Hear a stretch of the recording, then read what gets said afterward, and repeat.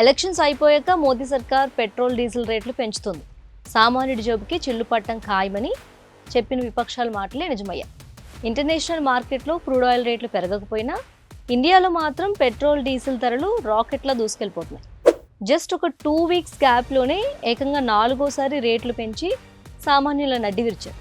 Litre పెట్రోల్పై ₹2.84, డీజిల్పై ₹2.86 పెంచేసరికి హైదరాబాద్లో petrol ఏకంగా ఇప్పుడు ₹115.58 చేరింది. సామాన్యుల సేవింగ్స్ను తగలబెట్టడానికి మోదీ గవర్నమెంట్ పెట్రోల్ చెల్లిందంటూ కాంగ్రెస్ లీడర్స్ రాహుల్ గాంధీ, మల్లికార్జున్ ఖర్గేలు సెన్సేషనల్ అటాక్ స్టార్ట్ చేశారు. క్రేజీ పొలిటికల్ వార్ ఏంటో డీటెయిల్గా చూద్దాం. మనం ప్రజల జోబులను మోదీ గవర్నమెంట్ సైలెంట్గా దోచుకుంటుంది అంటూ తన ఎక్స్ అకౌంట్లో రాహుల్ గాంధీ ఫైర్ అయ్యారు.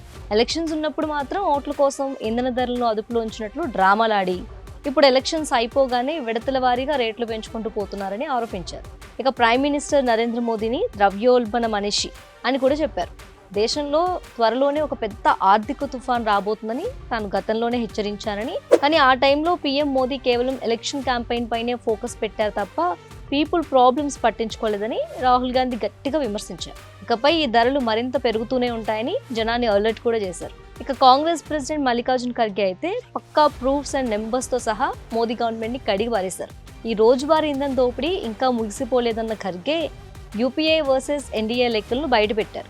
2004 to 2014 మధ్య కాంగ్రెస్ లీడ్లోని యూపీఏ హయాంలో ఇంటర్నేషనల్ క్రూడ్ ఆయిల్ ప్రైసెస్ 175.34% పెరిగినా జనంపై అంత భారం వేయలేదన్నారు. కానీ మోదీ గవర్నమెంట్ హయాంలో ఇంటర్నేషనల్గా క్రూడ్ ఆయిల్ రేట్లు ఒక్క సెంటు కూడా పెరగకపోయినా ఎందుకు రేట్లు పెంచుతున్నారని క్వశ్చన్ చేశారు. 2014లో లీటర్కు ₹71.41 ఉన్న పెట్రోల్ ధరను ఇప్పుడు ఏకంగా ₹107.50 చేర్చారని అన్నారు ఖర్గే. అలాగే డీజిల్ ధరను కూడా ₹56.71 నుంచి ₹95.50 చేర్చారని అన్నారు. గత 12 ఏళ్లలో ఇంధనం పేరుతో మోదీ ప్రభుత్వం ప్రజల నుంచి ఏకంగా 43 లక్షల కోట్ల రూపాయలను లూటీ చేసిందని ఫైర్ అయ్యారు. రోజుకు 1000 కోట్ల రూపాయల చొప్పున పబ్లిక్ మనీని దోచుకున్నారనేది ఖర్గే ఉద్దేశం. ప్రజల అవసరాల కంటే కార్పొరేట్ కంపెనీల లాభాలకే ప్రయారిటీ ఇవ్వటం బీజేపీ డిఎన్ఏలోనే ఉందని విమర్శించారు. పెట్రోల్, డీజిల్ రేట్లు పెరగడంతో హెచ్పీసీఎల్, బీపీసీఎల్, ఐఓఐసీ లాంటి ఆయిల్ కంపెనీల షేర్లు 4 నుంచి 6% పెరిగాయని, అంటే జనాన్ని ముంచి కంపెనీలకు లాభాలు చేకూరుస్తున్నారని మండిపడ్డారు. దీనివల్ల రైతుల నుంచి చిన్న చిన్న వ్యాపారుల వరకు సమాజంలోని ప్రతి వర్గం నష్టపోతుందని ఆందోళన వ్యక్తం చేశారు.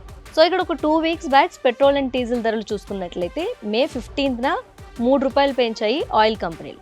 ఆ తర్వాత May 19న లీటర్కు 90 పైసలు, May 23న పెట్రోల్పై 87 పైసలు, డీజిల్పై 91 పెంచాయి. ఇప్పుడు మళ్ళీ పెట్రోల్పై లీటర్కు ₹2.61, డీజిల్పై ₹2.71 పెంచాయి. ఏదేమైనా ఈ రోజువారీ ఇంధన ధరల పెంపు ప్రతి మిడిల్ క్లాస్ ఫ్యామిలీ బడ్జెట్పై ఒక బిగ్గెస్ట్ బ్లో లాంటిదే.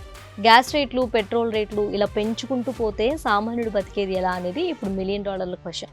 మరి అంతర్జాతీయంగా రేట్లు పెరగకపోయినా ఇండియాలో ఇలా పెట్రోల్, డీజిల్ ధరలను పెంచడంపై, అలాగే రాహుల్ ఖర్గేల విమర్శలపై మీ ఒపీనియన్ ఏంటి? కింద కామెంట్ సెక్షన్లో షేర్ చేయండి.